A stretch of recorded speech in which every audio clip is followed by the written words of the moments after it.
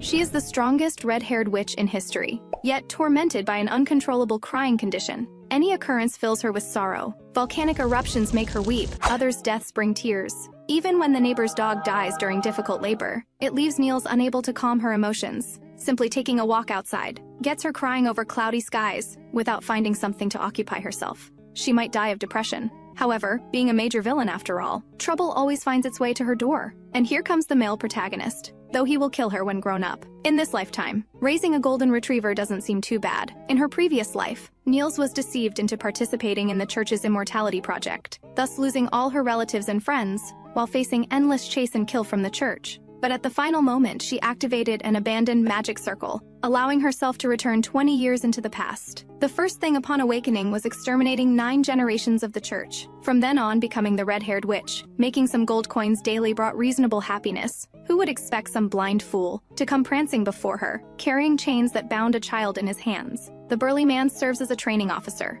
specifically responsible for training death warriors to expand the church's army. While that child had just escaped, Nils was about to take action. Unexpectedly, the little golden retriever struck back with a heavy slap. The burly man was caught completely off guard. The little golden retriever seized the opportunity to rise, knocking him down forcefully, just as he was about to strike the fatal blow. Unfortunately, the power difference was too great. He was still sent flying by the burly man. The little golden retriever collapsed heavily injured on the ground. Seeing the burly man about to continue, Nils stepped in front, analyzing what had just occurred. If not for his young age, he nearly completed a counter-kill just now. In the novel, those with such combat talent. Just as she thought this, the burly man recklessly laid hands on her. Nils directly rewarded him with a boneless chicken claw that fans love to eat. The burly man immediately let out sharp screams. Everyone was frightened into silence. He couldn't even see clearly what weapon the woman had used. "Who are you? Could it be you are the witch?" Nils answered with a smile. "Even if you guessed correctly, there's no reward. As for who I am,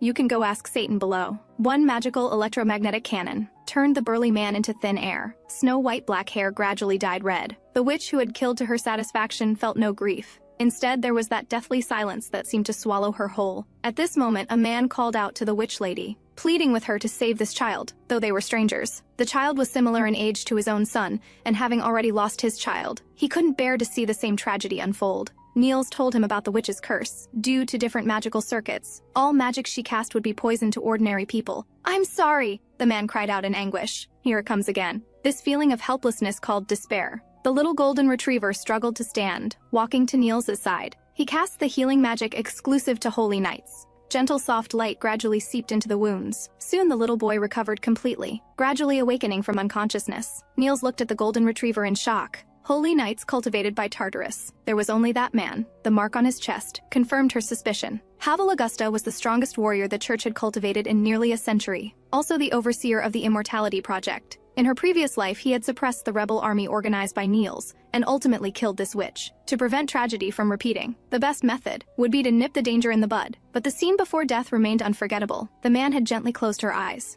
with no trace of hatred in his gaze. Perhaps it was simple compassion. In that moment, she couldn't bring herself to strike. "Do you want to come with me?" Little did she know that years later, he would become the greatest trouble in her life. The former little golden retriever had completely become a large dog who loved hearing his sister's praise. As long as sister was happy, she would give him rewards. The red-haired witch transformed herself into an ugly duckling, still carrying a golden retriever in her hands. Knowing full well this was the male protagonist who killed her in the previous life, she still raised the boy as a pet. Now, having become a nationally wanted fugitive, they had no choice but to flee everywhere. Seeing the golden retriever eating ravenously, she approached to inquire, "Has no one taught you how to use utensils?" Then her jade hand swept past her hair ends. The next second, 8 feet of red hair flowed past her waist. She taught the little golden retriever how to use a fork hand by hand. The boy tried the method his sister taught him. His eyes lit up the instant he succeeded. Nils stared at him with interest. "Are you truly unable to speak?" Getting no response, Nils then remembered. In the novel, the temple would plant magic-responsive insects in these children to control them. These parasitic beasts would devour the host's 5 senses, eventually making them perfect weapons. With no self-awareness, who could think of nothing but combat. Removing them now would still be in time. But she really dared not act. To kill the magic-responsive insects required channeling magic power into his body. What if she accidentally killed him through carelessness, having no alternative? She could only summon other creatures. "Wake up, Mammon, stop playing dead."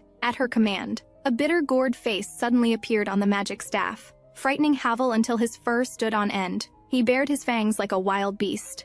crouching in the corner of the table and growling. Mammon was Nils's companion magic staff. Together they had crossed through numerous trials in their previous life. But Mammon always emanated a dark aura. Nils instinctively rejected it, later sealing it in a space-time rift. "So, Lady Nils, what can I do to serve you?" Mammon's cooking class was now in session. When children don't speak, it's mostly due to lung heat. Cut the cleaned and peeled lizard into thumb-sized strips. After the oil heats, add scallions, ginger, and garlic to create fragrance. Stir-fry on high heat until the surface turns golden. Add appropriate amounts of salt, sugar, and pepper powder. Stir-fry until color changes. Finally, simmer on low heat. Wait quietly for 49 hours. A bowl of antidote with perfect color, aroma, and taste will be ready. The little golden retriever drooled with appetite, while only Nils realized something was wrong. "Are you making dinner here?" Mammon explained that yes, this was indeed a genuine antidote. But before finishing his words, the little golden retriever had swallowed it in one gulp. Pain instantly spread throughout his body. With a thud, he collapsed to the ground, convulsing all over. The magic staff provided an explanation. Pain was unavoidable. The suffering of expelling magic-responsive insects was ordinarily unbearable for most people. Nils angrily destroyed the magic staff. This reminded her of unpleasant memories. When she was once imprisoned by the temple, pain had become numb to her, so only she understood that bone-deep agony. Nils comforted the boy with her hands. "It's all right. I'll share this pain with you." Harwell looked at her uncomprehendingly, but Nils showed the gentlest smile. She placed the boy on her lap. "Don't be afraid." Gradually, the boy fell asleep. When he opened his eyes again, he found himself lying in his sister's embrace. Suddenly embarrassed, he jumped up from the bed. Hearing his own voice, he touched his scarred throat, making strange sounds continuously from his mouth. Finally confirming he could speak, hearing painful moans, he followed the sound toward his sister. Sister was crying, tears sliding down her cheeks. He carefully approached, wiping away her tears. Her furrowed brow gradually relaxed. Harwell smiled along, the corners of his mouth unconsciously turning upward. That night, Nils rarely entered dreamland. The next day, Nils took the little golden retriever for a stroll. He followed beside his sister while listening to surrounding sounds for pronunciation practice. In just half a day, he had mastered a large vocabulary, though his pronunciation wasn't quite accurate yet, except for one phrase. Only when calling the witch sister's name did he enunciate with perfect clarity. The little golden retriever tugged at his sister's sleeve, telling her not to wander off. She had reminded him many times not to call her Nils, but to call her sister. But this little guy was stubborn. It seemed she needed to disguise himself as well. Nils suddenly sensed danger, seeing the little golden retriever about to be kicked by a mad horse. She could only cast magic from her palm, but the distance was too far. With a bang, Harwell was protected beneath a woman. Nils was stunned in these times. Were there still people who would risk their lives to save a stranger? The woman examined the boy up and down, fearing he was injured. "What would I do if you got hurt?" "Silly child, I'm your mother." The plot seemed to develop in a strange direction. It turned out the woman had mental disorders. Their son had died several months ago. The little golden retriever looked too much like their Swiftie in childhood. So for a moment, the woman began crying again. Nils's tear incontinence started up again. She grabbed the little golden retriever and threw him over. The couple caught Harwell and immediately stopped crying. Nils gasped heavily. The days spent alone with Javier are finally over. She'd never cried. She'd almost forgotten. This body still had that damned problem. This place was not suitable for lingering. She thought of finding an excuse to leave while the couple had already begun plotting. "Harwell likes swords, don't you? Uncle's workshop still has many. Let's go take a look together." The little golden retriever's eyes immediately sparkled. Nils hurried to stop them, but was instead grabbed by the lady. "Though it's presumptuous, I still want to ask. Where are your parents? Why didn't they come out together?" Nils made up a story. "We came from the same orphanage. We've grown up without ever seeing our parents." The lady suddenly became excited and said, "Wonderful." Realizing she had said the wrong thing, she quickly explained, "How tragic. You've all lost your loved ones. If that's the case, would you like to become children of our family?" Nils was surprised, not expecting this would include her as well. The lady excitedly cupped her face. "Having a daughter as beautiful as you, and helping her arrange her hair is my lifelong dream. Want to try?" Nils should have refused, but just couldn't speak the words. Just consider it finding a free hairdresser. Finally, she obediently let down her waist-length red hair. "How wonderful! If I had given birth to a daughter back then, she would be about your age now. What's the use of having a son? In the blink of an eye, he's grown up, with his own career and ideals, abandoning family to chase dreams, yet ultimately meeting such an end." Nils inquired if there had been some accident. The lady paused for a second, her tone filled with sadness. "He served in the church, sacrificed himself resisting the witch." They couldn't believe. The adopted daughter was actually the witch who had killed their own son. That head of red hair was the most powerful evidence. The magic staff reminded Nils to be careful of that couple. Perhaps this was a conspiracy from the beginning. Rather than sitting and waiting for death, better to eliminate the threat at its root. Little did they know the couple's faces radiated happiness. They wanted to give these orphans a home. The entire street fell into panic. "Something terrible has happened." The witch has appeared. She killed an officer in the neighboring village and abducted a child. The lady suspiciously inquired about the specific characteristics of the abducted child. Learning the truth, she immediately returned home, facing Nils with a friendly greeting. She also seemed no different than usual. "Let me cook first, you must be starving." But Havel's expression was grim. He saw the lady draw scissors from behind her back. He immediately stopped her, biting down hard on the lady's wrist. The next second he was frozen by magic. The moment summoning magic was cast, Nils's black hair instantly turned red. Witnessing this scene firsthand, the lady completely gave up hope. Nils dodged the scissors and scolded, "I don't recall giving you permission to act." Havel argued back with his sister for the first time. "But they wanted to kill you!" "So what? Do you think I need your protection? Don't be ridiculous.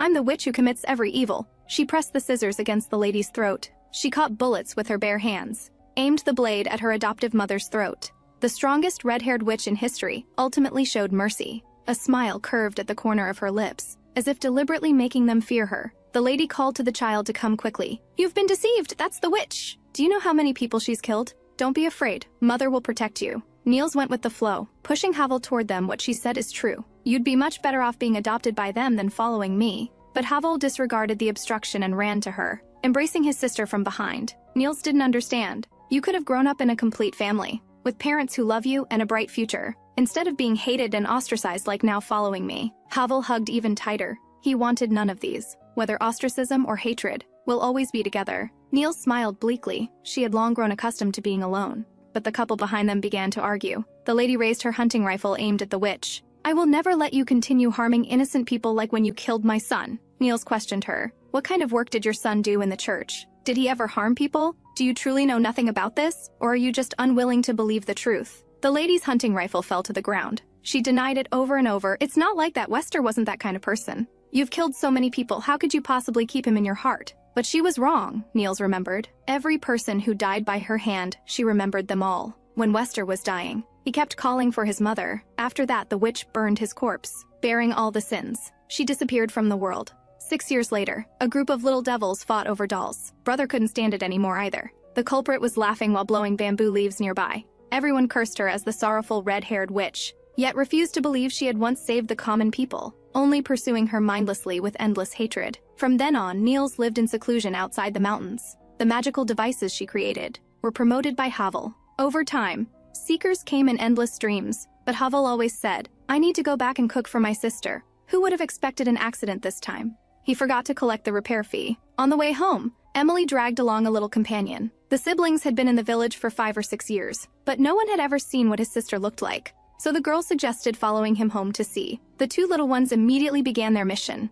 After successfully crossing the log bridge, with no time to dry off, they immediately began disguising themselves. After walking for 49 days, they finally reached their destination. Finding the door unlocked, the two walked right in. The sounds from upstairs gradually became clear. The two stood awkwardly in place. Havel, noticing the abnormality, looked back. "How did you get here?" The two explained they came to deliver the repair fee. The girl carefully asked, "Were you just talking with your sister? Can we meet her?" Havel was about to refuse when Nils's voice came through. "What's happening with all this noise?" The two immediately widened their eyes. Sister's breathtaking beauty could be called a peerless beauty. Calling her the ultimate embodiment of pure desire wouldn't be excessive. Nils frowned slightly. "We have guests?" Then she set out tea utensils. The three faced each other, none opening their mouth. The seemingly calm Nils was actually trembling with panic. For all these years, she had been claiming to be too frail to meet people. Every day at home, all interactions with outsiders were left to Havel, ultimately resulting in her social skills becoming almost completely zero. Who could save her?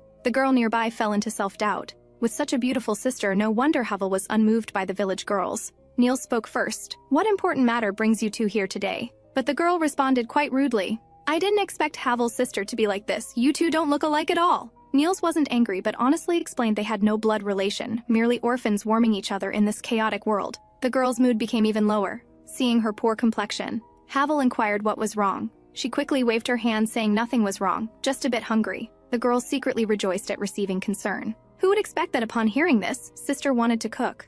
Havel quietly reminded, "Are you sure you want to do it yourself?" "You've never cooked before," Nils retorted. "Haven't I ever cooked for you?" But recalling these 6 years, she seemed to have never done so. Havel rolled up his sleeves. "Let me do it instead. I handle all these household chores. Don't accidentally hurt yourself." Nils stated this time was different. "It's your first time bringing friends home. I absolutely won't let you lose face. Leave it to me." Havel nodded. This made Nils even more confident. "Watch me show you my skills today." 3 hours later, dark cuisine emerged from the kitchen. Nils's face was completely black. The two awkwardly smiled. Appearance doesn't matter, taste comes first. Who knew that upon tasting? All three had nearly identical reactions, so terrible it was impossible to swallow. Burnt on the outside and raw inside, Nils had to admit. Indeed, using transformation spells to make strawberries was too forced, with an earthy taste. Only Harwell commented favorably. The cream was whipped very well. The long baking time gave it a roasted aroma that I quite like. The girl quietly observed everything, watching Harwell dotingly wipe the cream from his sister's face. Then she smiled as if relieved, yet unaware that the boy's gaze rested entirely on her. At dusk, Harwell reminded his sister it was time to sleep. Nils invited the two to stay here tonight. Consider this place your own home, if you don't mind. You can also call me sister like Harwell does. Upon hearing this, Harwell froze in his movements. After sister left, the two planned to try calling her that. Who expected that just as they began to speak? Harwell warned, "No, you can't. That's my sister." His tone carried a hint of threat. After making beds for the two, Harwell smiled as he left the room. "Good night, see you tomorrow." Only after hearing the door close did they dare to breathe a sigh of relief. Never anger Harwell again in the future. Sister complex is terrifying. The girl plopped down on the bed with a thud, excited beyond measure for her first sleepover away from home. She suggested sneaking out for an adventure at midnight. "If we go now, we might be able to find the man-eating vine. Long ago in the village, there was a boy with the same name as you, also called Ram. One day he went hunting in the mountains as usual and accidentally discovered a rabbit tangled in vines, unable to move. Ram approached to catch it. Who would have thought the vine would suddenly attack him? Poor Ram was thus engulfed by the vines, gradually disappearing into the grass. Days later, the villagers went up the mountain to search, but couldn't find any trace of him anywhere. Just then, the villagers discovered that beautiful flowers had somehow bloomed on the vines. Finally, they found him. Poor Ram, completely drained dry. What a large piece of human skin it was. This scene instantly scared the boy out of his wits. The girl walked around him. Just as she was about to chat about something else, she discovered he had fainted from fright. The girl tossed and turned, unable to sleep. Whenever she thought of that scene, she couldn't suppress her sadness. The first night of heartbreak. Unable to sleep, she decided to go out for a walk, but accidentally stepped on a flower. Looking down, she realized something was strange.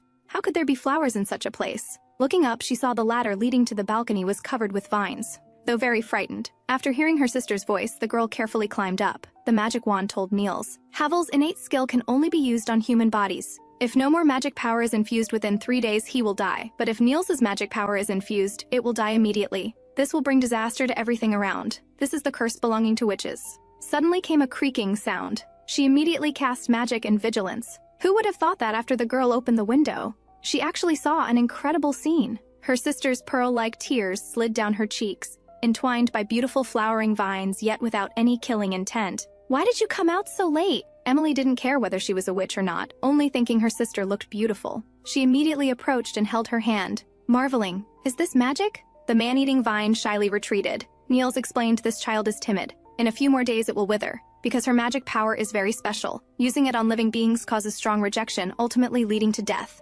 Originally just encountered a dying seed and casually infused some magic into it. Didn't expect it would actually grow, but ultimately still failed. Continuing to infuse her magic power would only accelerate the withering." Emily volunteered, "Please teach me magic, teacher." Early in the morning, Ram finally woke from his coma. The two only felt the balcony was a bit noisy. Who knew the sound was getting closer? The door opened with a bang. Emily was frantically chasing, scaring even the witch into terror. She leaped down from the high platform. Seeing this, Harwell immediately stepped forward, fortunately catching Nils just in time, then immediately shielded her behind him. What happened? Emily slowly came down to explain the whole situation. Ram got so angry he threw a direct punch. If someone doesn't want to teach, they just don't want to teach. Stop causing trouble for others. Harwell defied his sister for the first time. "There's nothing wrong with that, is there? If we can save that vine, sister will be happy, right?" Making an expression of, "As long as it makes sister happy, whatever we do is right."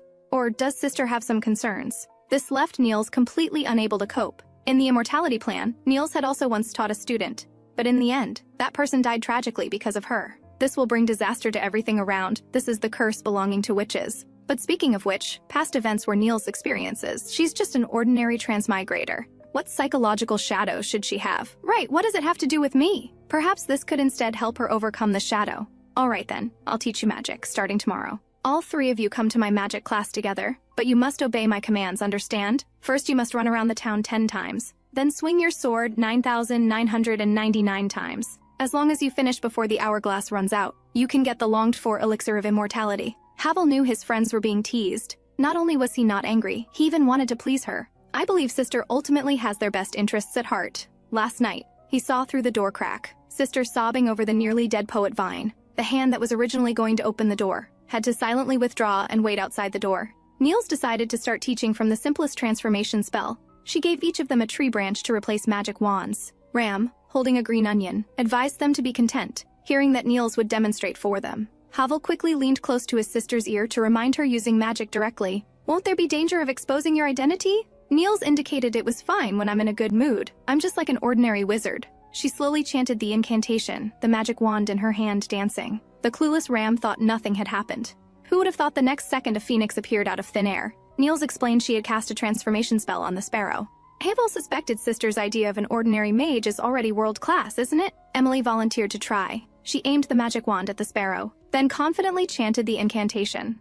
But when she opened her eyes, nothing seemed to have changed. Nils and Harwell simultaneously pointed behind him. Ram's head had been turned into a big pumpkin. The angry pumpkin hit her with the green onion. Don't run, quickly change me back! Emily cast magic in panic, but instead turned him into a dish. Scallion fried pork head! Nils couldn't help but laugh out loud. Seeing his sister's amused smile, his lips also unconsciously curved upward. During this time, the two kept practicing magic. Sometimes it was teacup bears, sometimes it was frying pan chickens. The elephant would never know in its lifetime why it became a teapot. Nils was responsible for scoring. Ram finally turned the small bird into an origami crane. Being able to transform into the appearance of inanimate objects, she gave 57 points. While Emily, aside from accuracy still being somewhat lacking, had basically mastered the essence of transformation spells. 87 points could already be considered exceptionally talented. The girl was still regretting not being able to transform into specific animals. At this time, Ram suggested, "Let Harwell give a demonstration." Nils immediately perked up with interest. This should be good to watch.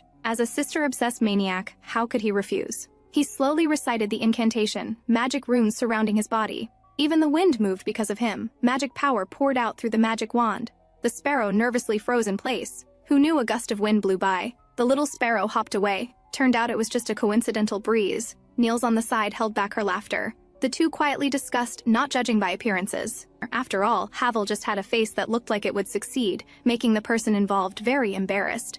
Unable to hold back her laughter, Nils collapsed on the lawn laughing hysterically. Harwell can't do it. He definitely can't manage it. Emily thought it was too early to conclude. Even stubborn stones have their day of enlightenment. Giving up after encountering setbacks, you're not fit to be a teacher. Nils sighed that today's children really have no manners, need to teach them properly. Fire magic instantly burst from her fingertips, thanks to Harwell appearing in time to block it. Nils quickly apologized. But look, isn't the answer right in your hands? Excellent swordsmanship talent, outstanding tactical instincts, and your innate healing arts can be used to strengthen your physique and help you save the weak. You are a temple knight, born to be one from the start. No need to worry about not being able to learn magic. Someday you will leave me to learn how to become an excellent knight. When that time comes, don't forget to repay me. You brat! Harwell said nothing, but turned and left in disappointment. Practicing magic, he wasn't good at day and night. The slow-witted Nils still thought he was enthusiastic about magic. Only Ram understood clearly. Harwell's persistence was because this matter concerned someone he cared about.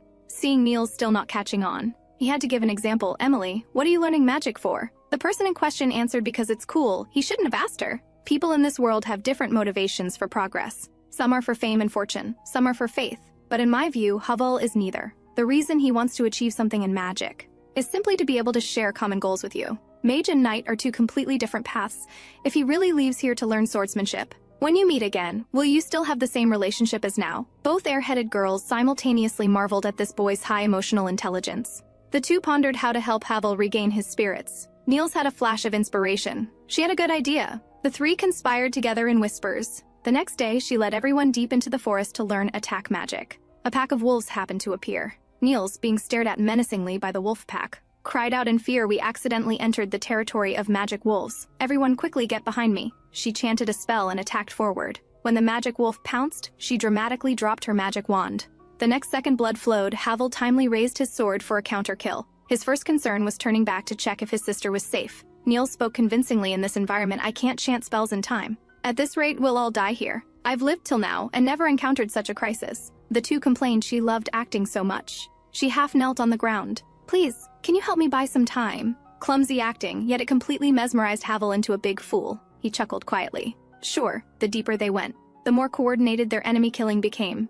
Fighting increasingly powerful monsters all the way. The magic wolves had their entire den wiped out by them. becoming part of their training partners. The two little ones nodded simultaneously. Harwell is amazing, world's #1 sword, truly worthy of you. Nils also joined in. That was so dangerous. If Harwell hadn't been there, I really wouldn't know what to do. You really are an indispensable force by my side. The person involved didn't react for a long time. Ram thought it wouldn't work. After all, Harwell had always been mature and steady. Halfway through his words, he saw Harwell's cheeks turn rosy red, forcing Ram to retract the word steady. Really? Did I help, sister? Nils nodded, then say what you just said again. Emily, who used to like Harwell, was disillusioned. Love-brained men are no good. Ram, as an emotional master, had seen through it long ago. This counts as their own unique form of intimacy. Harwell kept asking his sister to say it again. Nils was too shy and begged for mercy. Several people returned to the wooden house. Emily chanted healing spells. The nearly dead man-eating vine slowly regained vitality. She excitedly raised her magic wand high.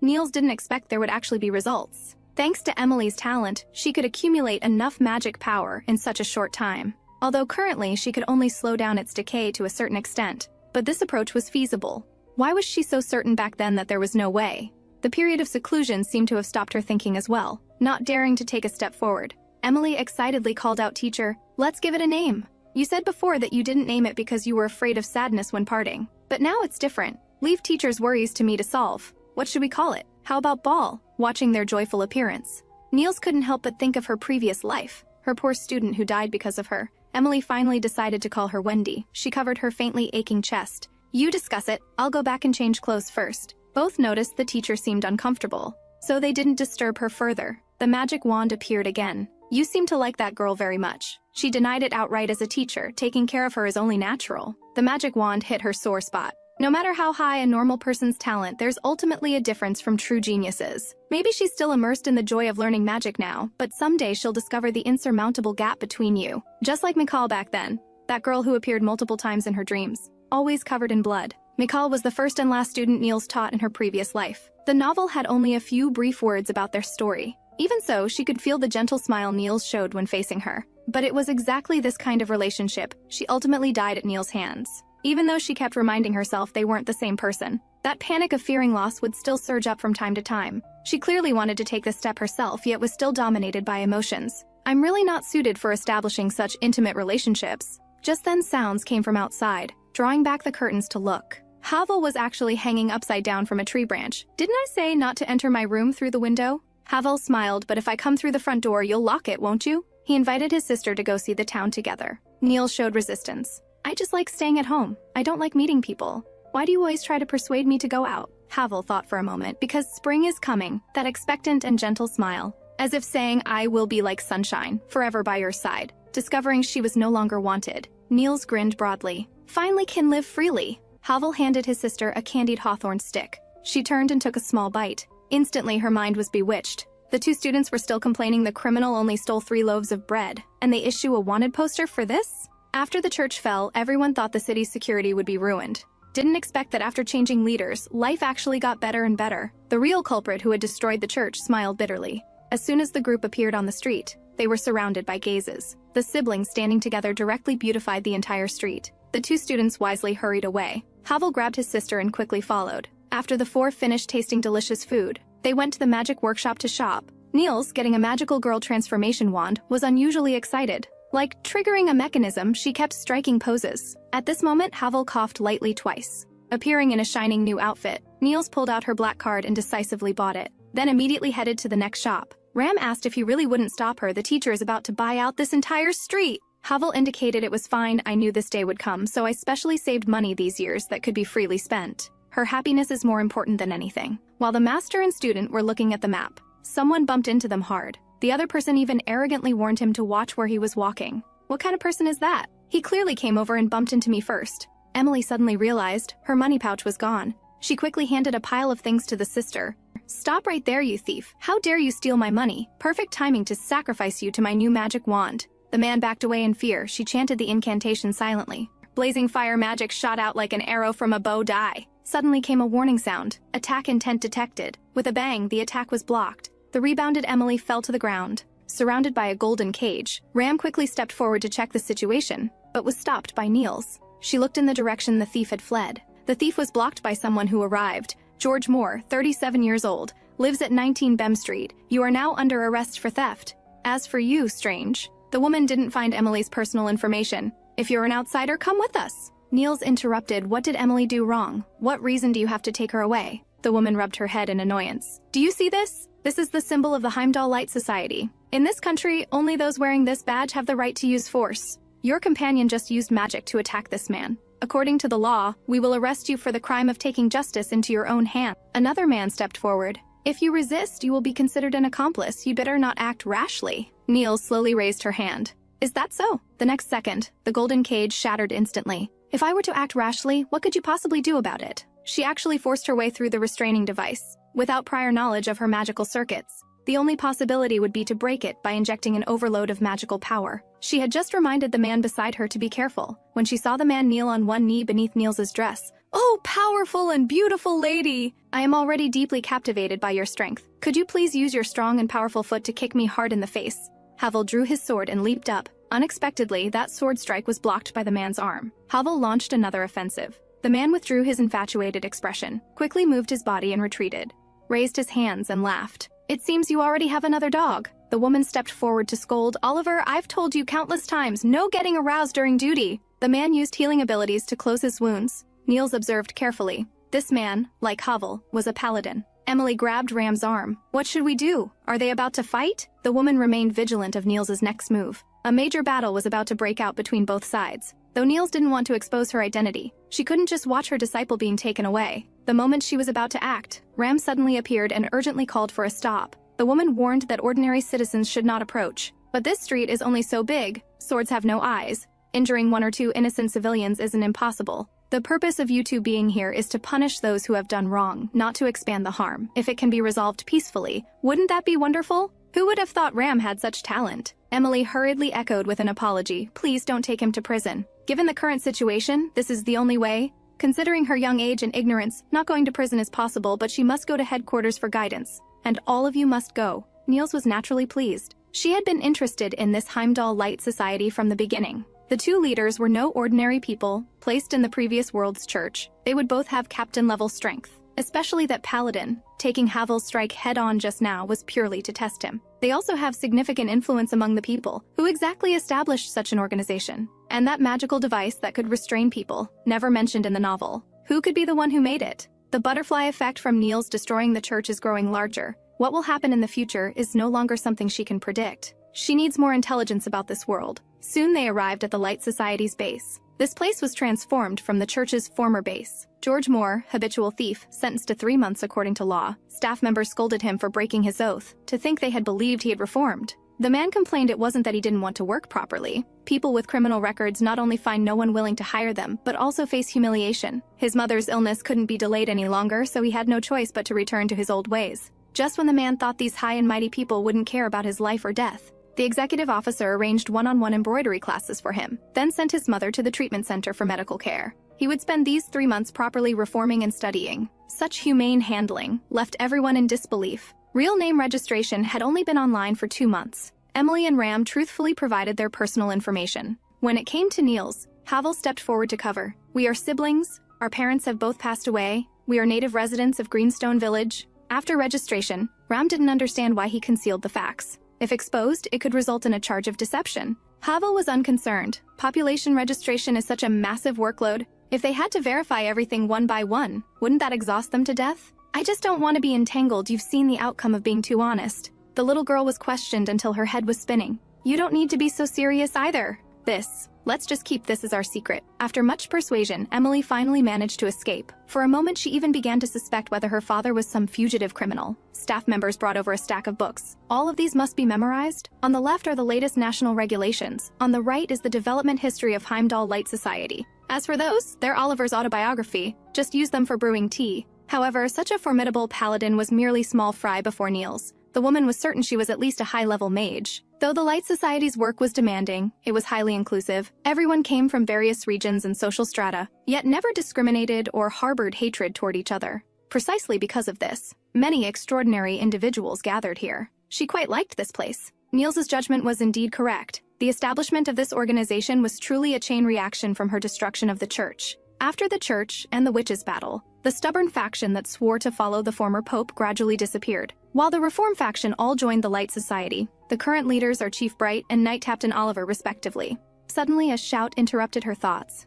Corporal punishment of children results in 5 days detention, including withholding food and verbal cold violence. I really hope Mother could see this. Malicious damage to others' property will result in half a year or more of reform. Calculating this way, Ram's sister would have to serve at least 2 years. The regulations are so strict. The security force is short-staffed. The chief happens to be the type who can't tolerate even a grain of sand in his eyes. Regardless of the severity of the crime, he demands strict law enforcement. If he knew we let you go last time, we would definitely be severely punished. But we're still in the early stages of organizational development. Both legal education and law enforcement need manpower. So I have a proposal here. Would you consider joining Heimdall Light Society? While Harwell was still holding a grudge against Oliver for his previous pursuit of his sister, he immediately proposed a duel. His companions cheered for Harwell. Only his sister remained silent, as if she had already seen which way the scales of this battle would tip. Harwell suddenly pushed off the ground and shot forward. His sword-swinging speed was too fast to catch with the naked eye, yet Oliver was able to neutralize them all. At this moment, Harwell's figure vanished like a ghost.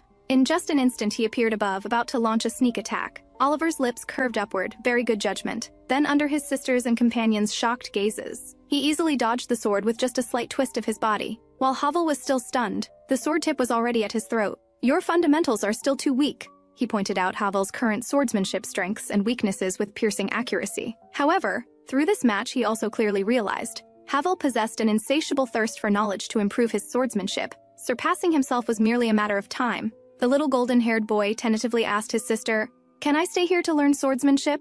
Unexpectedly, his sister flatly refused. "I don't agree. This place is so far away, how much time would it take to go back and forth every day? What about home? Are you going to leave all the housework to me? I'm begging you to think about others before doing things, okay?" His sister's lecture made Harwell's little head gradually droop, since sister said so. Nils chuckled softly and flicked his little head. "Fool, if you listen to everything I say, where is your own will? Listen carefully. Harwell, you never owed me anything. You have the right to make decisions for your own life. If I'm the type who would ignore your future for my own convenience, then I wouldn't be worth your devotion, understand?" She gently stroked Harwell's head, telling him to boldly do what he wanted. She would wait for him properly at home. Sister's smile was as brilliant as warm sunlight, more dazzling than the stars. In this autumn day, it was like a warm current, irrigating the little golden-haired boy's heart. Harwell slightly lowered his reddened face, muttering in his heart, "Sister is too unfair." That Harwell who only gave finally understood his own will. Then sister, I'm going. Before leaving, he repeatedly assured that he would continue to do housework and meals as usual, absolutely not lowering sister's quality of life because of his studies. Nils waved her hand, mentally calculating to make him a teleportation array. The woman smiled brightly before leaving. "Don't worry, we'll send people to your village to set up a teleportation array. He won't need to cross mountains every day to come here for classes." Then she took the master and 2 disciples to meet the magic department head. While walking, she introduced the current situation of Heimdall Light Society. This country's rule of law can be said to have only gotten on track in recent years. But before that, most residents in the cities committed minor offenses for survival. People who had committed small mistakes even made up more than half the city's population. We must enforce the law strictly. Otherwise, without deterrent effect, we cannot reduce crime. But arresting everyone for every little thing would make society unable to function normally. The city would be empty while prisons overflowed. So we came up with a solution. The minister is researching a magical device that can alter time perception. Prisoners think they've served 3 months, but in reality, only 3 days have passed. At this point, Nils's expression darkened. The previous Nils, in order to research immortality magic, had also attempted to dabble in alchemy. Devices that could alter the flow of time were like byproducts left from that time. Could this magic department head possibly be? Just as they entered, the startled latter gave a shudder. A sneeze directly knocked the minister down. The woman hurriedly stepped forward to help the minister up. "Sorry for making you all witness this embarrassment. This is our magic manufacturing department head, Mikal Hyman." Seeing that familiar face again, Nils stood frozen in place for a long time, recalling past moments, that final meeting before death. Her tears couldn't stop flowing. Ram was startled. Could it be because of separating from Harwell? The next second, Emily pushed him away with a slap. Actually, teacher has a special constitution. Whenever she sees sad things, she can't help but cry, like life and death partings and such. Seeing her like this, that girl opposite probably won't live much longer. Hearing the commotion, Nils instantly bristled. "That's not it. You're getting more and more ridiculous." This time was different. This was the first time she cried without feeling that endless loneliness. "I understand, Nils, even if you face disgust and misunderstanding bearing all sins.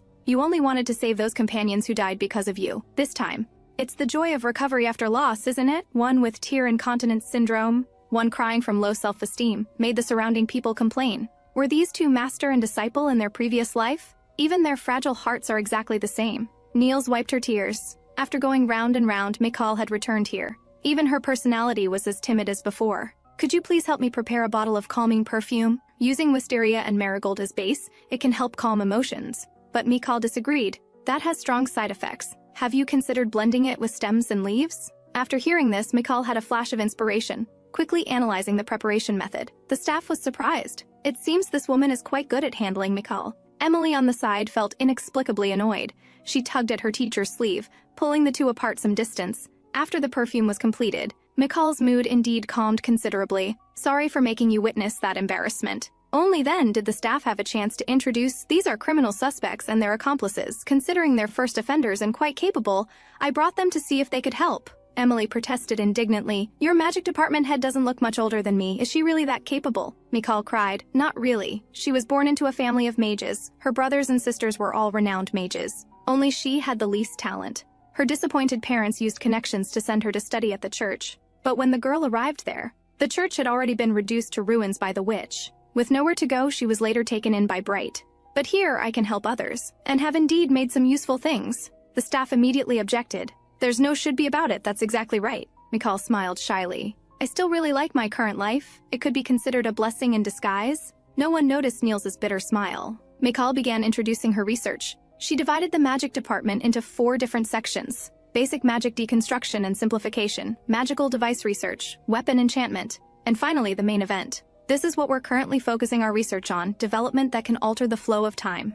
Don't underestimate it. If successful, humans might even be able to achieve immortality through it. Nils's pupils contracted in shock. This building was the church's base after its destruction. During the cleanup of the ruins, they accidentally discovered remnants of magical arrays that the church had researched halfway. Initially thinking it was just an ordinary array for temporarily freezing time, but as research deepened, I discovered their ambition went far beyond that. Once successful, perhaps all humanity will escape the threat of death, becoming immortal beings like elves. Emily questioned, Isn't this so-called dark magic? Mikal denied this. Fantasy novels circulating among the people often categorize magic as good or bad, calling any spell beyond human understanding dark magic. But in fact, magic itself is neutral, with no distinction between good and evil.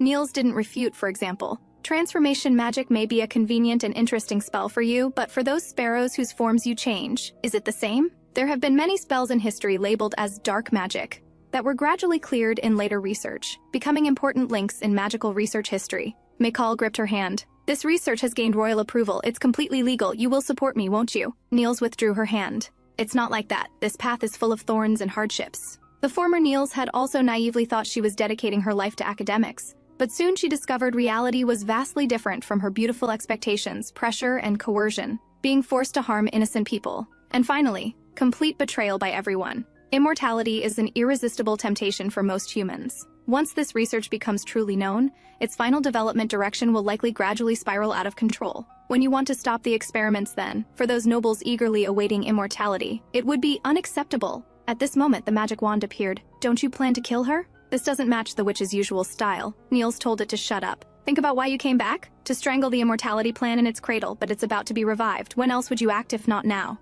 You should destroy it, eliminate it. Let corpses and blood soak this city, just like you did before. Nils said she would find a way. Acting rashly would only alert the enemy. If during this time she really succeeds, what will you do then? It doesn't matter, she can't do it. Because that child has no talent at all. She knew well that her disciple could never comprehend it. There must be someone behind the scenes. After thinking it over, Nils decided to get clues directly from her disciple, Mikal. Actually, I am the witch who destroyed the church. I did all this to stop the immortality plan. If you don't want chaos in the world, tell me who instructed you to do this work. No, this method is still inappropriate. At this time, Harwell returned, carrying the drunk Oliver. The man had promised to teach him swordsmanship, but only arranged a bunch of basic exercises, then ran off to drink by himself. Oliver pulled Mikal over. Since Zora isn't free to manage today, you come join us too. Mikal quickly refused. Nils suddenly had an idea. She wanted to drink. If she could get Mikal drunk, she might be able to get information from her. Mikal still refused to participate. She had work to do. Who knew Nils would manipulate her feelings? So it's like that.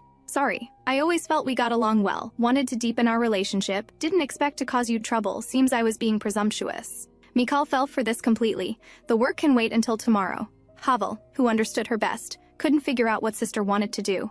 Soon the party began. Mikal drank one cup after another. Nils continued pouring, rarely meeting someone so compatible. Let's not go home until we're drunk tonight. The girl replied, me too. I don't know why, being with you always gives me a sense of déjà vu. From the first moment I saw you, I unconsciously wanted to get close, as if we already knew each other in a previous life. I was actually very insecure as a child, and still am a bit now. After coming here, I met close companions for the first time, felt needed for the first time, and for the first time, shouldered such an important mission. I absolutely must succeed, even if it costs me everything. Mikal gradually fell asleep. Sorry, whether before or now. She had never been able to fulfill a teacher's responsibilities, repeatedly destroying your dreams. But even so, Nils hoped she could live on. She turned off the lights and left. While they were sleeping, she came to the archives, searching for the magic department's staff list, hoping to find some clues. What are you doing here? Nils spun around sharply. Damn, was she discovered? But she saw the most familiar person. Harwell, why is it you? Nils hurriedly stuffed the book back. I think I forgot something here, so I came back to look. Harwell closed the door and walked in. Is that so? What thing? While speaking, he locked the door behind him. Nils pretended to be troubled. Emily forgot her staff here, Harwell exposed her. The staff is in the carriage. After thinking of many reasons, all were refuted by him. Nils could only apologize. When I get back, I'll explain everything to you slowly, okay? Facing those helpless eyes, Nils guiltily looked away. Please, Harwell, don't do this. In the past, he had also shown such an expression once, on the day she decided to abandon him and embark on her journey alone. Harwell buried his head in sister's arms. I don't like you keeping things from me. You seem to hit it off with that girl. You've met her before, haven't you? These 6 years, I've been waiting. Waiting for you to confess your background to me. Waiting for you to let me share your pain. As long as I persist in staying by your side, someday you'll acknowledge I'm someone who can stand beside you. But now, you want to hide from me again to do something dangerous? He suddenly moved close to her face. Nils, you once told me that my life doesn't exist for you. But now I also want to tell you, no one can survive alone in this world. Don't bear everything alone. No matter what happens, I'll stay by your side. Nils stared at him in shock. After all these years, he still remembered that she had once promised him that no matter what happened in the future, they would face it together. But from the moment she reunited with Mikal, she seemed to have become that witch again, unwilling to open her heart to anyone. Nils pulled out that book. I've thought about confessing everything to you, but I'm afraid. Afraid that after you know the truth you'll detest me, but perhaps this is the risk I should bear. Nils had once completely destroyed his life. That was her first time experiencing human sorrow and guilt. Tartarus, who captured you back then, was employed by the church. The purpose was to search for suitable children among the people, to train them as assassins. Besides that, they also used money to tempt and force most of the country's potential mages through violence, all to complete their ambition, which is the immortality plan Mikal is currently working on. And I was once a member of it. The red-haired witches stood equal with the gods, yet were hunted to extinction by greedy humans. The sun god even scorned them, only granting immortality to obedient believers. So the witches took advantage of the night to intoxicate the believers, and stole immortality, based on people's respect for the sun god and hatred of witches. The church was born, they began implementing the immortality plan. From this, a female infant was born, who could speak at 6 months. She possessed unparalleled magical talent, able to easily cast high-level magic without needing incantations or staffs. Later she named herself Nils Glary, but the church people called her the witch. After turning 14, the church gradually involved her in immortality plan research. Her first partner was an overly silent paladin. Shadow bugs had destroyed his vocal cords. He could only occasionally make a roar or two. No one knew, nor wanted to know his inner thoughts. Only Nils, before each experiment began, would tirelessly try to communicate with him, having the man write what he wanted to say on her hand. The man hesitated somewhat. His outstretched hand withdrew again, but still decided to tell her his thoughts. He gestured on Nils's hand. You're noisy. After Nils understood, she laughed until she couldn't close her mouth. Then there's no choice. You'll just have to endure it. That was the first companion the girl ever had. Unfortunately, at that time, no one had taught her what it meant to cherish. Seeing the man had adapted quite a bit, she decided to increase the dosage. It might hurt a little. You must work hard. Legend says witch's blood contains the power of immortality. Just a few drops can greatly improve the human body's limits. Mages can break through bottlenecks to expand their magical sources. Paladins can strengthen their bodies to become immune to harm. At age 14, the experiments achieved remarkable success. After that, the church transformed the Paladin order into assassins. But this artificial witch's blood, behind the prosperity it brought, came at an unimaginable cost. Because of her experiments, nearly half the people died from bodily rejection. Even those who survived became neither human nor ghost. Nils, who didn't understand human emotions, how could she comprehend? She only felt this was necessary sacrifice. Thanks to these people, the church's influence expanded. Only this way would we not disappoint the world's expectations. The woman roared at her. They are people, not objects. People have dignity and rights from birth. No one is born to be someone else's sacrifice. Even you are the same. The girl fell into thought. The man told her not to take Helen's words to heart, but she asked back, "Why does everyone have names? But only I don't." The man brushed it off, "Because you're special. Special people don't need such things." Liar, you didn't say that before. That day, the girl heard the man suggest, "It's about time to give her a name, calling her witch every time. Don't you find it inconvenient?" The man firmly opposed. "If she gets a name, she'll develop feelings. Then it'll be troublesome when we want to dispose of her." For the following days, the girl spent time with her research subject, greeting him every day, caring about his physical condition. Even though he never responded to her, the girl extended her hand. "If you can't speak, you can write here." Facing that completely unresponsive face, the girl slowly withdrew her hand. "Right, he can no longer respond now. All of this is my fault. It's all my fault." That year, the witch was 14, 3 years and 6 months before she betrayed the church. Even now, she still occasionally dreams of his appearance. The boy, sharp as a wolf. That man. What was his name? Nils panicked. She hadn't mentioned the transmigration yet, and had never brought up his name, so Harwell didn't know that was him. Seeing sister's difficulty, he had to give up asking. "But someday I will know," Nils asked tentatively. "Don't you think I'm a very cruel person?" Harwell was puzzled. "Why? All the disasters were brought by the church, not you. Don't hate the wrong person. Even if the victim was me, I would never resent you for it." She looked down with a bitter smile. From the moment she decided to atone for herself, how many painful and lonely days and nights had she experienced until now? But now she had someone to discuss strategies with, someone to confide her troubles to. She was no longer alone. The next morning, hungover Mikal just opened her eyes to see Nils smiling brilliantly. "Good morning." She was stunned for a second, then immediately apologized. "It was supposed to be a welcome party for you, but I got drunk alone." The next second, she vomited all over the floor. Nils told her to rest first, but Mikal refused. The others should be coming soon. As magic department head, she couldn't set an example by skipping work. Today was also Nils's first day joining the magic department. "Since everyone will be colleagues from now on, could you take me to meet them?" The two brought Emily along. The girl carefully noticed that Nils had an earring. "Quickly tell me which little handsome guy gave it to you." Nils brushed it off, bought it at the market before. Actually, this was magic for communicating with Harwell. As soon as Mikal opened the door, she was startled by the noise inside. The sharp-tongued gentleman who had the upper hand in arguments, and the muscle woman who resorted to fighting when she couldn't win verbally. They were arguing constantly. Mikal got angry. "I'm asking, do you think continuing to argue like this will lead to any results?" Nils was surprised that Mikal, who was always submissive to everyone, could now directly express her dissatisfaction. It seems these two had earned her deep trust. "Sorry for making you witness this. Actually, they have a very good relationship." Nils carefully observed the two. Basic Magic Department Leader Gale, no parents mentioned in records, appears to have noble blood. Weapon Enchantment Department Leader Reyna, a battle-hardened veteran who had been stationed at the frontier, stripped of position after conflict with superiors and came here of common birth. There was also another, Magic Device Department Leader Modiri, one of the earliest Heimdall Light Society members, an effort-oriented person who rose from the bottom, but strangely, he walked without making sound. At this time, Harwell communicated, "How are things on your end?" Nils felt this group was somewhat abnormal, but based on experience among these three, Gale from the Royal City had the most suspicion. Though Reyna had broken with the military, acting couldn't be ruled out. Modiri was also the one with the cleanest record among them, but there were still some concerning aspects, combined with the information Harwell collected. In other words, the mole was indeed among these three. To root out the mole, Nils had already entered the game. The Magic Department's library must contain research results from the Church's leftover immortality plan. But like in her previous life, they were all insignificant experimental reports. Without the witch's blood, they hadn't researched anything of value.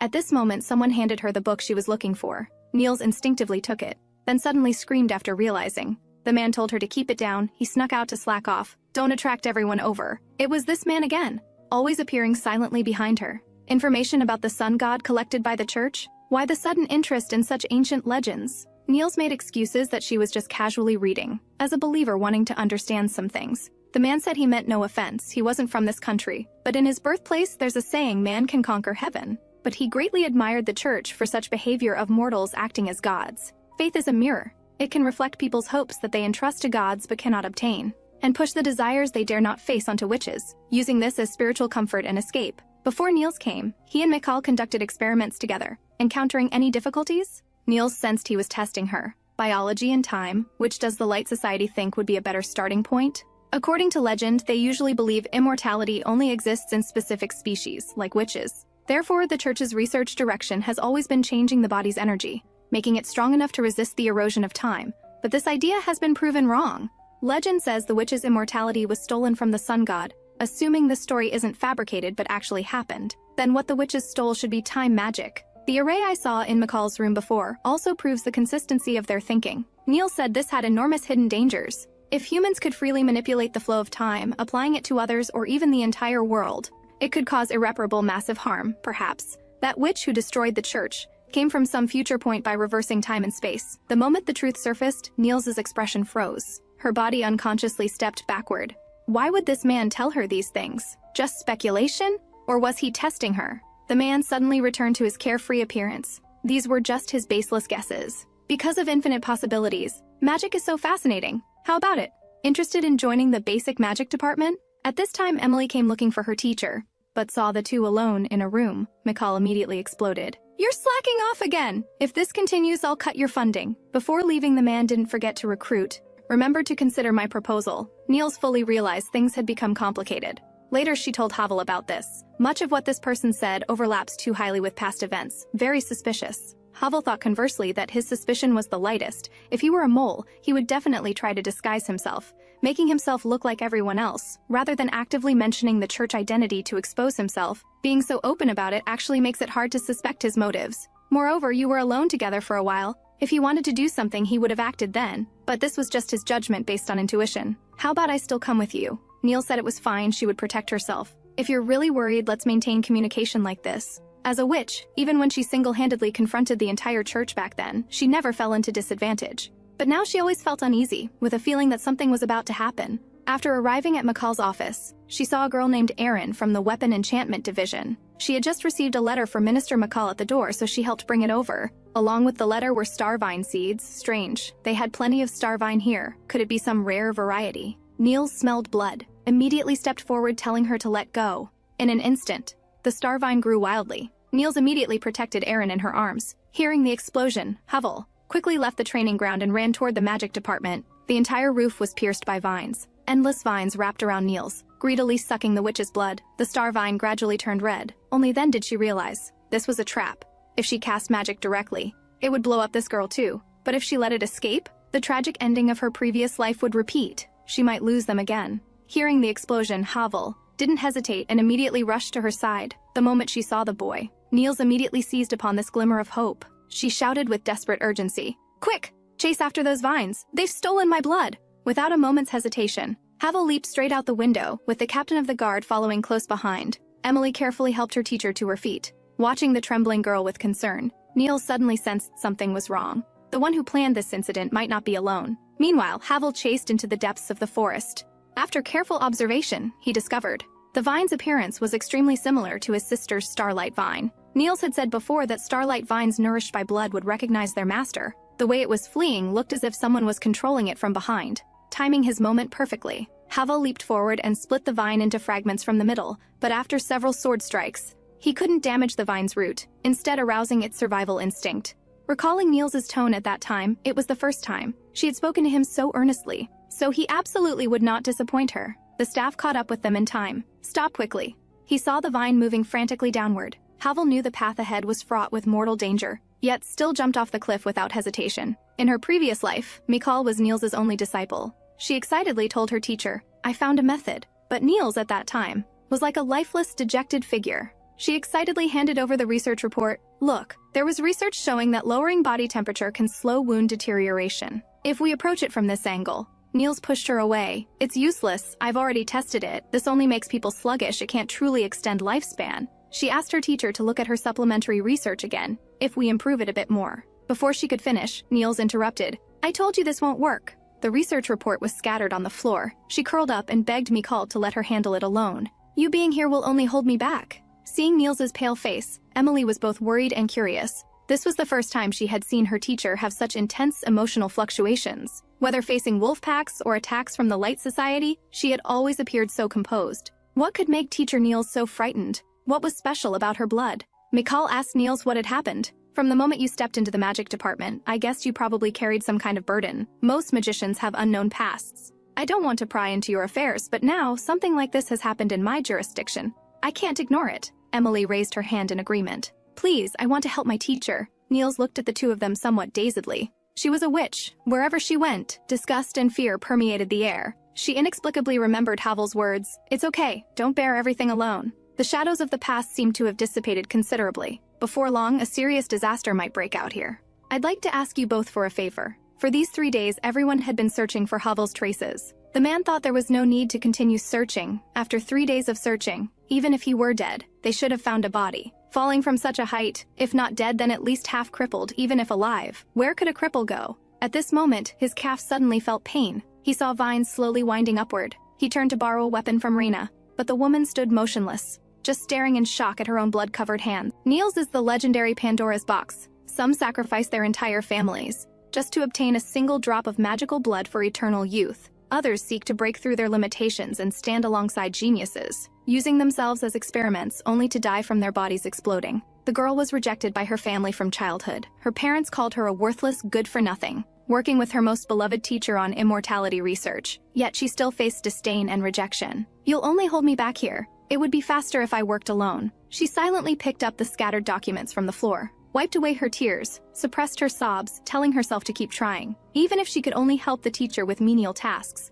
that would be worthwhile. When she discovered the syringe on the desk, a crazy idea flooded her mind. She inserted the needle into her body. The overwhelming witch's power instantly spread throughout her entire being. Meanwhile, Nils was still filled with self-reproach. What she said earlier seemed rather harsh. Just as she was thinking about apologizing, she saw that the person inside had already transformed completely. The girl called out softly, "Teacher, now I won't become a burden to you, will I?" Time goes back to this life, but even though the witch destroyed the cathedral in this world, there were still those who coveted the witch's blood. The girl, treated as an experimental subject, first felt headaches and fever, then all the blood in her body exploded, continuously drained by the vines, eventually dying in agony, facing failure after failure. The woman completely broke down, even constantly adjusting the dosage. Using the lives of all magic department members as the price, still no successful subject emerged.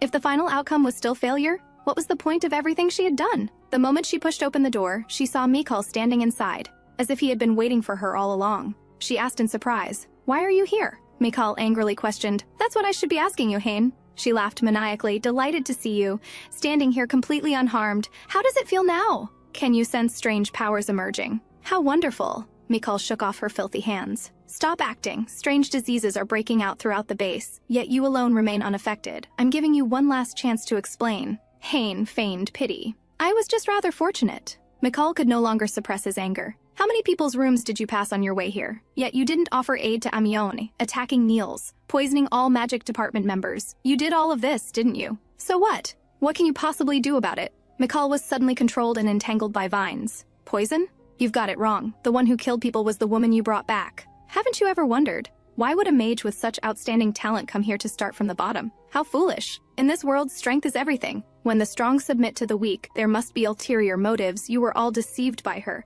That woman is..." Suddenly Nils interrupted. "Is what? If you've forgotten my name, I don't mind introducing myself again. Nils Glare, if you still can't remember." The next second, with a bang, she brushed back her hair, curling her lips like a superior, effortlessly crushing Hain. "It doesn't matter. The dead don't speak." Hain never expected she would actually kill without hesitation. "Who exactly told you about the witch's blood? Harmed so many people, and what did you want to use it for?" Hain gripped Mikal tightly. "People like you who have had everything from birth probably can never understand the pain of us ordinary people. To gain opportunities to learn, I became the lackey of the powerful. To earn the favor of geniuses, I worked day and night. I abandoned everything for my ideals, yet could never bridge the gap created by talent. Then you appeared. This might be my only chance, in this lifetime, to change my destiny. Don't worry, to test the proper dosage. This is the last bit of blood I have left. I won't waste such precious material on her. Wish me luck." The tragedy of the past life repeated itself, just 1 second before the woman was about to inject. Harwell and Emily descended from above. The next moment she was subdued on the ground. Hain was unwilling, furiously shrieking, "Give it back to me." Even stranger was, why would her own starlight vines obey this woman's commands? After stabilizing the situation, Nils wanted to ask them for a favor. Something big might happen soon. "I just contacted Harwell. We need to coordinate our story externally, claiming that Harwell has gone missing. Using the search for the missing Harwell as pretense, we'll dispatch personnel to search the vicinity, preventing the perpetrator from taking my blood away from here. Currently, we suspect the attacker of Nils was an insider, and we already have a suspected target. In that recent attack, she could have handled it herself, but that girl used her body to prevent her from using magic, allowing those vines to escape. Once Hain cannot leave this place, she might carry out her plan internally. I hope you can help me create some serum." McCall indicated no problem, but before that you need to tell me what exactly is going on. Why does the perpetrator absolutely need to obtain your blood? Nils finally confessed. Regardless of how you react after hearing this, you must remember that our priority is resolving the current crisis. I am the witch you're all hunting. Upon hearing this, Hain argued vigorously. You heard what he said. She's the witch, the enemy of the Order of Light. I'm your comrade. Give it to me. The next second, a blade was suddenly pressed against her throat, causing Sister to get hurt, then forcing her to reveal her identity. Each and every offense is enough for you to die 10,000 times. I'm very angry right now, you'd better be sensible. Otherwise, while speaking, she also glared at Mikal, until Sister spoke up, let go. Only then did Harwell obediently withdraw. Mikal, that thing in your hands, you should understand its effects. All this time, I've been pondering a question. That day, what killed that person? Was it the witch's blood, or my arrogant belief that I was different from her? So this time, I hope you will speak with her. If it were you, would you also gamble everything you possess? For that infinitesimal hope? Hain desperately pleaded with Mikal. Return the witch's blood to her. This world is inherently unfair. I just want to break through my limitations. Give myself a chance. If it were you, you would surely understand, wouldn't you? No, I cannot do that. Mikal showed no wavering. Though we were equally mediocre in talent, never achieving any outstanding accomplishments. Whenever the night grew deep and quiet, I too would feel pain and inferiority about myself. When Nils told me about the witch blood's effects, I also had that momentary temptation. I loves her colleagues here, loves this job, loves the sense of achievement that comes from solving difficult problems. Therefore, I will not gamble my entire life for this minuscule hope, nor do I wish to see you harm yourself for it. Rather than achieving nothing in this lifetime, what I fear more is the possibility that I might never be able to engage in academic research again. Hain roared that she was talking nonsense. No matter how much effort you put in, it will all be futile in the end. Even so, I still believe there are things in this world that I can accomplish. Hain was stunned. The indescribable anguish poured out in this moment. I'll take you to plead for mercy. Perhaps there's still room for redemption. Hain knew clearly that she had no way to turn back. Suddenly, the next second she coughed up blood. Nils intervened to stabilize her condition. The injected dosage was small, not life-threatening. But her internal magical circuits were destroyed. She probably won't be able to channel magic power again. Hearing this conclusion, Hain's heart turned to ash. She truly wasn't chosen after all. Watching them leave, Nils felt an inexplicable sense of powerlessness. At this moment, Harwell stood beside his sister. Don't sympathize with her. I know Sister always empathizes easily with others, but regardless of what reasons she had, the fact that she hurt you is undeniable. Having this outcome today is her own doing. It has nothing to do with you. Nils agreed. That's right. If we cannot achieve it, then how about passing the baton to future generations? Though these words lack persuasive power coming from my own mouth. But precisely because my position is different, I understand more clearly the limitations of so-called geniuses. Admittedly, for individuals, the talent gap cannot be bridged. But when time is calculated in units of hundreds or thousands of years, how insignificant are individual abilities? Perhaps it's some scholar's discovery, or possibly some rural teacher's thoughts. They, for certain reasons, failed to achieve great accomplishments, yet might guide future generations at some point. Eventually, through the inheritance of time, radiating the brilliance they deserve, your efforts are not meaningless. The foundation stones of this world are built by these unsung heroes. Soon, they settled the other victims. As long as the serum was administered beforehand, they wouldn't be harmed by the witch's blood. Though side effects were unavoidable, they would wake up in a few days. At this moment, the Starlight Vine handed over a handkerchief. Emily excitedly introduced her friend. This is Wendy. After Harwell jumped off the cliff, he first went back to bring Wendy, infiltrating among Hain's subordinates, before they could use the witch's blood, injecting serum into the members. Freeing the captured Mikal, she was the greatest hero of this incident. Now that Hain was captured with no casualties, everything seemed to have come to an end. Harwell called Mikal to come with him. After locking the door, the atmosphere instantly dropped to freezing point. So, regarding the witch matter, what do you plan to do? Both disciples expressed great surprise. There was a feeling that she indeed was no ordinary person. Compared to rumors heard from others, Emily preferred to trust what she felt herself. Teacher is teacher. I won't change my attitude toward Nils because of this. Then she pointed sharply at Mikal. If you dare to snitch, we'll be enemies. Mikal hastily explained no. What she was most worried about now was, if they just ignored this, would the cathedral tragedy repeat itself? While speaking, Harwell was preparing to draw his sword. But at that moment, Emily blocked him, shaking her head to signal him not to be impulsive. Harwell had to give up. I say, aren't you forgetting something? Sister voluntarily confessed her identity to us, which shows that compared to her own safety, she cares more about the innocent people caught up in this incident. If she intended to harm the Order of Light, she could have simply remained silent and let events unfold. Those members would have died long ago. Yet now you doubt her motives. Simply ungrateful, heartless, and without righteousness, Mikal immediately knelt down to apologize. Then I'll continue caring for the others. After she left, Harwell confirmed repeatedly. Are you so certain she wasn't acting? The boy was confident. Please trust us on this point. I've always been good at reading people. I think she just needed a reason to believe in Nils. Meanwhile, Nils followed the clues to find the last person. The man sat atop the city wall. I thought you would come looking for trouble with me first. My identity and the witch blood's effects, you told Hain about all of this, didn't you? How did you learn about these things? If the nobles knew my identity, it would be impossible for them to take no action until now. Instinct told Nils that this man was not an enemy on the same level as them. You? Who exactly are you? The man smiled calmly. That's right. Before discussing business, let me introduce myself first. Morgana, historically the first human to be crowned with the title of witch. Also the genetic provider for Nils, theoretically speaking, could even be considered her mother. The reason for appearing here should also be a chain reaction from Nils destroying the cathedral. Having suffered persecution from the cathedral, you should know the dangers of restarting the Immortality Project. Why deliberately expose my identity and incite Hain to do such dangerous things? Don't you know this could cost many people their lives? So what? Morgana showed no concern. I hate all scholars. If they could all die, that would be perfect. The so-called truth built on others' sacrifices. Those high-sounding reasons I've heard too much of in the past. But since it failed, I won't pursue it further. I'm not like you. I don't have such powerful combat abilities. Aren't all witches supposed to be exceptionally strong? Not at all. She's just a woman who happens to look this way and has some special abilities. Prophetic dreams. This is what makes her different from ordinary people. The girl was born in a small village. Scenes from her dreams would occasionally come true in reality. She treated it as a form of life's entertainment, adding some trivial amusement. Never imagining this would plunge her into an irredeemable abyss. One day she told the boy who bullied her, "Your house will catch fire, and you'll die there too." Sure enough, her words proved prophetic. The villagers united to capture her, sending her to the burning platform for execution. Fortunately, the cathedral passing by at that time took her away. But that wasn't salvation, it was another nightmare. There she learned to use her abilities, and understood that what troubled her every night weren't simple dreams, but prophetic visions. Like a useless beast, crushed and discarded. That was her fate. Fear nearly consumed her. To change all this, she planned to escape several times, even seduced male researchers asking them to take her away. But no matter what she did, the prophetic dreams told her it was futile. Until one day, the cathedral was engulfed in roaring flames. The true witch appeared. This was her only chance. The future changed. Her originally inevitable death showed a turning point. Her dreams had never been wrong before, so she was certain that something beyond the rules had come to this world, changing her destined course. And that person was the only variable. Morgana didn't want to return to that prison, she reminded Nils. You're about to encounter trouble. Have you heard of the grandmother paradox? Traveling through time to kill one's own grandmother, then my existence itself would be erased. Congratulations, Nils, you've twice resolved the cathedral's conspiracies.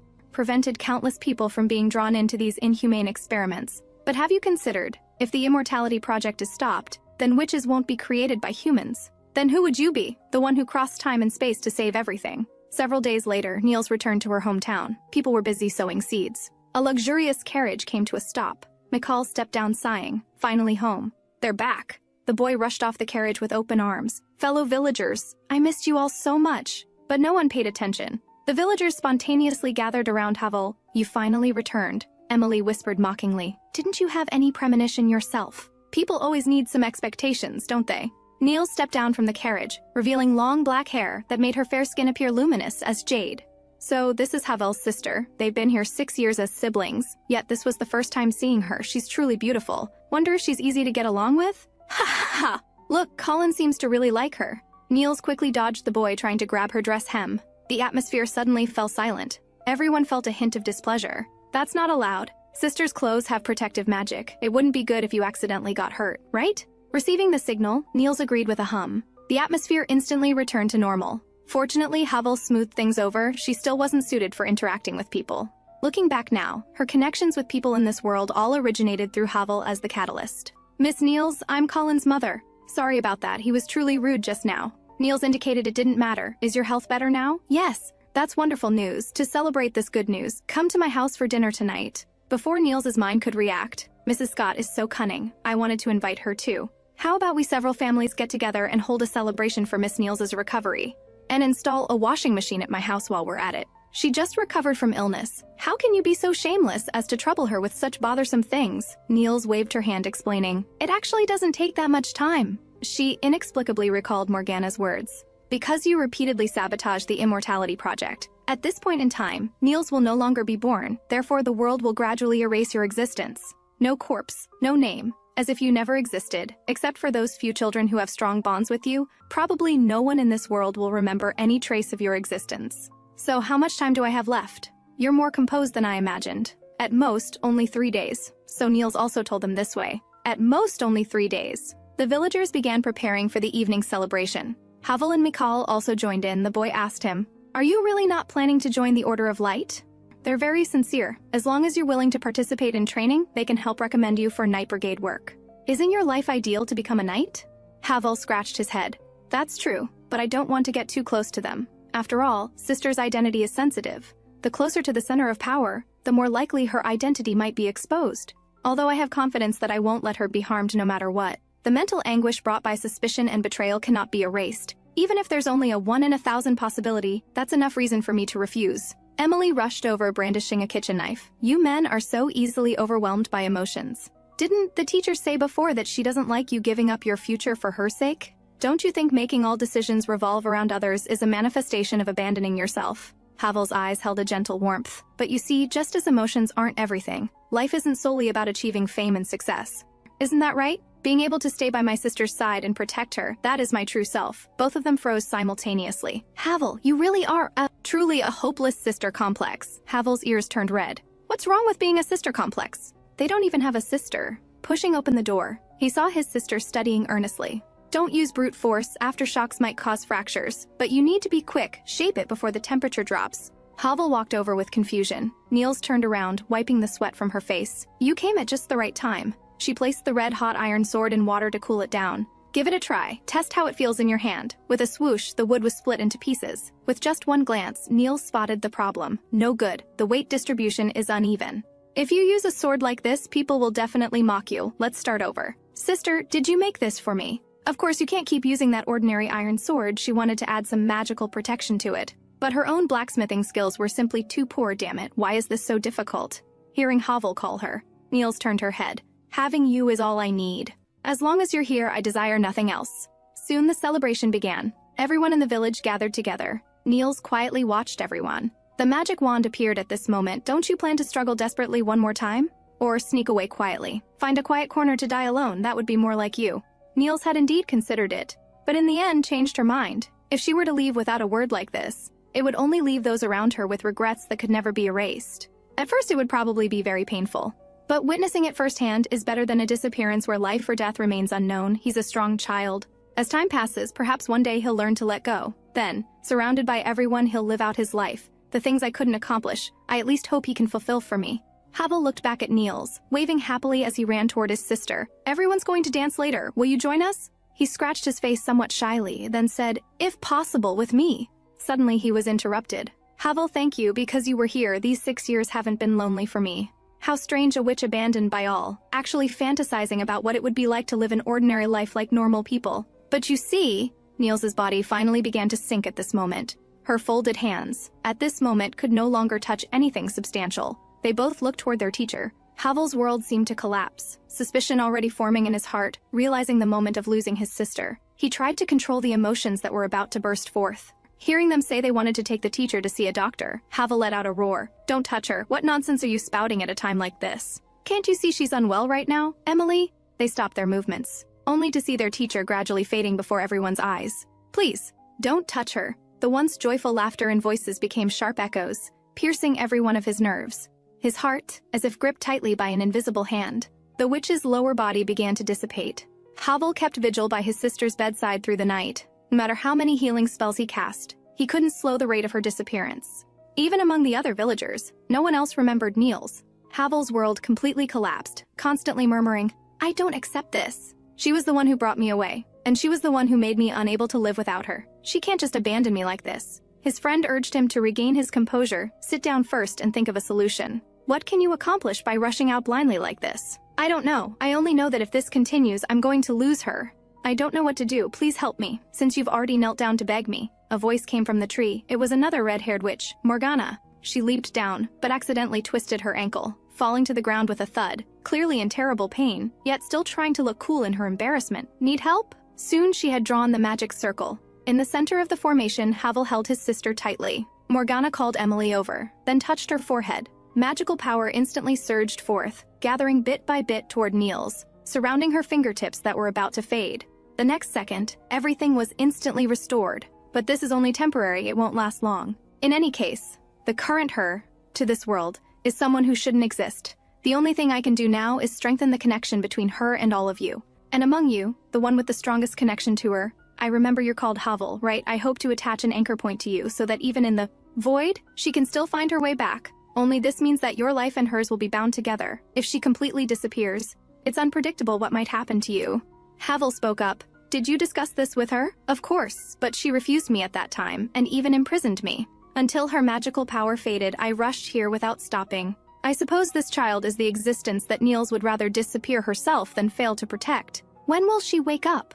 Morgana didn't know either. Perhaps she'll wake tomorrow. Perhaps in 10 years, 20 years, perhaps until you're old and frail, this world still won't be ready to accept her. Even so, will you still wait? Harwell answered without hesitation. It doesn't matter. From the first day I met her, I was already prepared.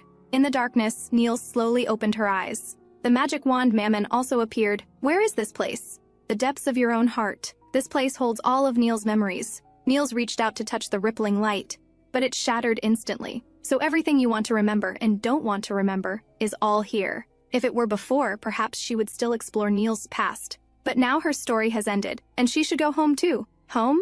Where is home? There should be one, I mean the real me. The me from before entering the book might have had a happy family, or maybe the relationship with my parents wasn't so good. I would go to school, make some ordinary friends, maybe clash with teachers over academics, just like countless ordinary girls having various troubles.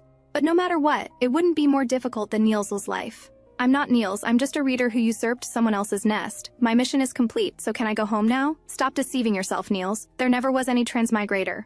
You're just trying to make yourself feel better. The first time she found herself unable to stop crying was after Mikal's death. That girl who was willing to share her sorrow was gone. No one in this world would cry for a witch anymore. She remained melancholy for a long time, once proposing to terminate the research. Soon the church replaced the person in charge of the Eternal Life Project. The witch now had no value. Nils stared blankly at the cage, but saw a hand reaching out from inside. A boy not yet 10 years old, already in despair. Nils's pupils contracted in shock. Immediately stepping forward to intervene. Didn't I say not to use living people for experiments? Why do this? But the man said, this is how the new person in charge does things. If you don't do this kind of thing, then we can only ask someone else to do it. The higher-ups want to see results. They don't care about the process. Didn't you think there would be today when you said you wanted to give up? She remained dejectedly in the laboratory, blaming herself, feeling guilty. It was her fault again. All her fault. She could no longer distinguish right from wrong. When arguing with the new person in charge, a female colleague stepped forward to persuade her, but the next instant the witch actually released flames. In less than a second, completely consuming the woman. Painful wails echoed through the laboratory. It seemed that no matter what she did, someone would get hurt because of it, like a curse. Everywhere she went left behind pain. The witch's existence had changed from legend to reality. Being proactive was wrong. Being numb was wrong. Compromise was wrong. Resistance was also wrong. This time, Nils was hunted by countless people. She escaped from the church and hid deep in the forest. And in the end, her mistakes became her retribution. They should hate her. Nils's very existence was a mistake. Before dying, she summoned Mammon.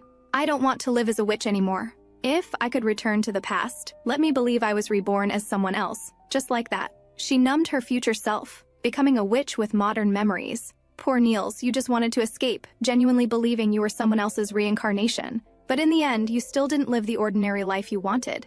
But it's okay, everything is over. You and your memories will exist here forever. You don't need to fear that anyone will be harmed because of you anymore. Nor do you need to cry for anyone. That world doesn't need Nils. I am you, your past. And also, your innermost desires and fears. Come, stay here with me. But Nils pulled back her hand. If you're truly the past, Nils, then answer me one question. Why didn't you choose death at that time? That would have been the simplest option. If you had let Harwell's blade pierce your heart then, there would never have been more guilt and pain. Yet you didn't choose to do that, Nils retorted. She had come infinitely close to release, yet in her dying moments gave herself another chance. And since the past you didn't give up your life because of pain, you should understand why the present me persists. Both you and I want to live. Even if the world after reincarnation still tirelessly reminds us of those painful memories, the witch's vitality continues to flow endlessly. The past Nils gradually crumbled at this moment. She asked her present self with relief. You found where you belong, didn't you? Nils clutched her heart, answering, yes, so I should go back. She opened her eyes again, awakening from that small bed. Looking around, her hair seemed to have grown much longer. Just how long had she been sleeping? At this moment, the door opened. Outside the door was no longer that boy from before. His height and build had already surpassed Nils, even standing on tiptoe. She could only reach the shoulder of the man before her. Harwell stood frozen in place, carefully, hopefully yet fearfully testing. Sister. It turned out that after Sister's death, he had kept vigil for 2,555 nights, a full 7 years, finally waiting for Nils to awaken. However, that once obedient little golden retriever had grown into a handsome large hunting dog. On the 73rd day of Nils's initial coma, Emily chose to say goodbye. Mikhail had recommended her to the Magic Academy. It was a boarding system, so she wouldn't be able to return here for a long time. Seeing Harwell had no reaction, she could only bring up Nils's name.